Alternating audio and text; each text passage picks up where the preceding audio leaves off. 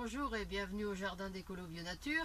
Alors aujourd'hui on est dans la serre parce qu'il pleut à l'extérieur et on va voir ensemble quelques petits semis que l'on peut faire fin janvier, début février.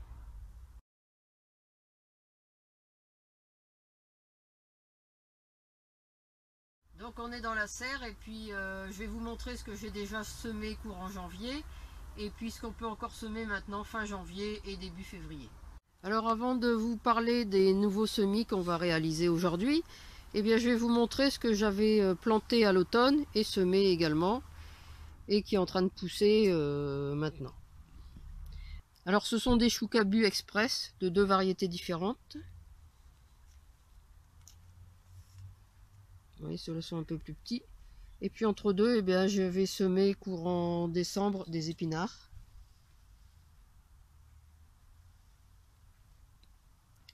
Et puis lorsque j'ai planté mes oignons d'hiver à l'extérieur, eh bien il m'en restait un peu.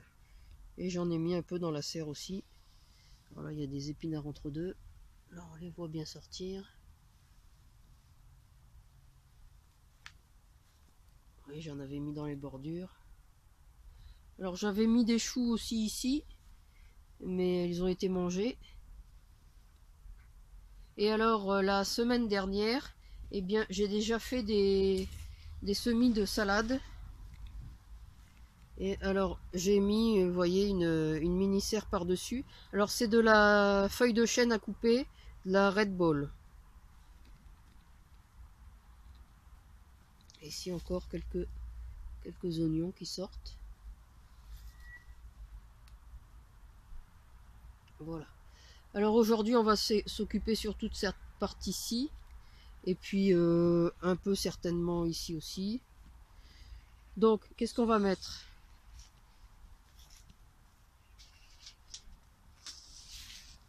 Alors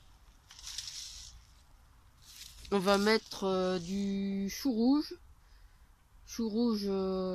amarante.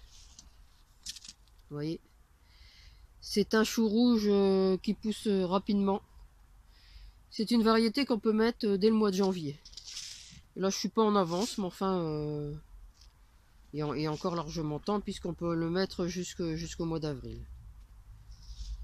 Alors ensuite je vais mettre des variétés de mesclun, un différent mélange de mesclun. Je vais semer mes premiers radis. Bon, on verra bien. Là, il y en a quelques-uns qui poussent, certainement de l'année dernière. Ici et puis là-bas au fond, quelques-uns. Et puis, bien sûr, la mésophile, hein, comme tous les ans. Mes variétés de mésophile. Alors, il y en a trois sortes, vous voyez, comme l'année dernière. Et puis, ce sera tout pour aujourd'hui. Je continuerai à semer certainement des choux au fur et à mesure des semaines, mais nous en reparlerons.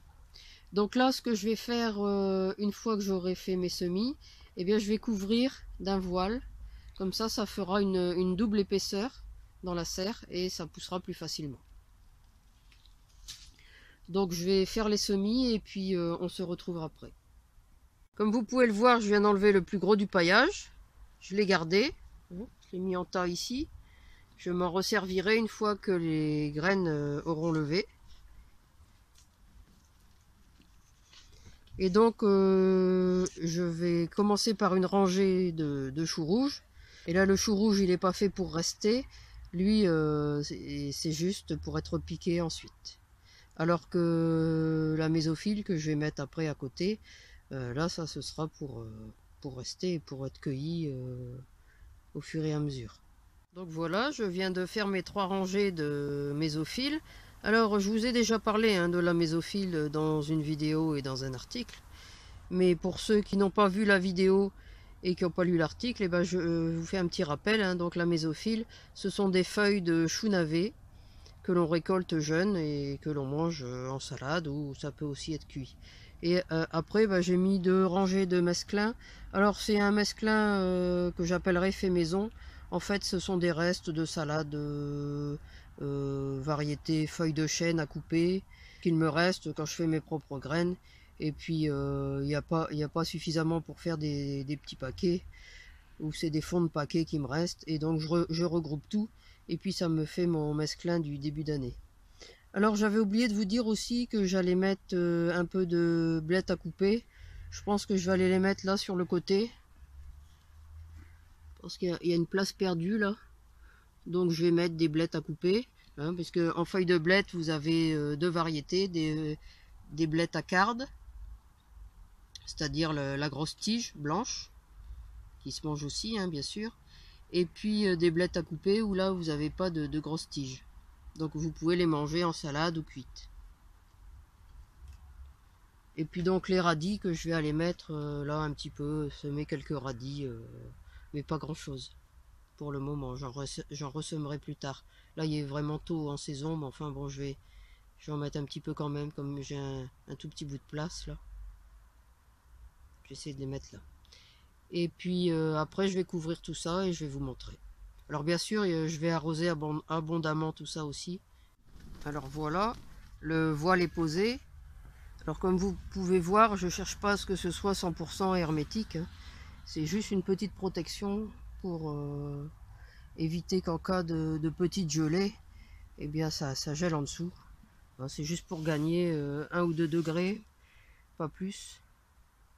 Donc là il y a double épaisseur de voilage. C'est simplement parce que c'était une bâche de 10 mètres que j'ai coupé en deux. Et j'ai pas voulu couper plus, donc je me retrouve avec une bâche de 5 mètres, ce qui est trop grand bien sûr pour ici. Donc je l'ai pas ouverte complètement, mais une épaisseur c'est suffisant. Donc voilà, c'est tout pour aujourd'hui.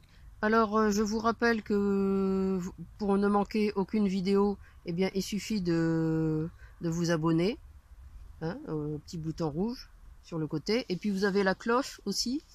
Et ça vous permet d'être tenu informé quand je mets une nouvelle vidéo. Et puis vous pouvez mettre aussi un j'aime. Moi ça me permet de savoir si mes vidéos vous intéressent ou pas. Vous pouvez bien entendu la commenter et la partager. Vous pouvez également me soutenir sur Tipeee. Alors vous savez que Tipeee ça me permet de pouvoir faire de nouvelles vidéos, de tester de nouveaux produits, de tester de nouvelles graines, de tester de nouvelles plantes grâce à votre soutien. Donc n'hésitez pas à aller sur Tipeee, même 1 €. Hein, les petits ruisseaux font les grandes rivières. Et puis vous pouvez retrouver de nombreux conseils et astuces sur le blog www.ecolo-bio-nature.com et bien sûr dans mes livres, dont vous trouverez la liste ci-dessous. Voilà, c'est tout pour aujourd'hui. À bientôt!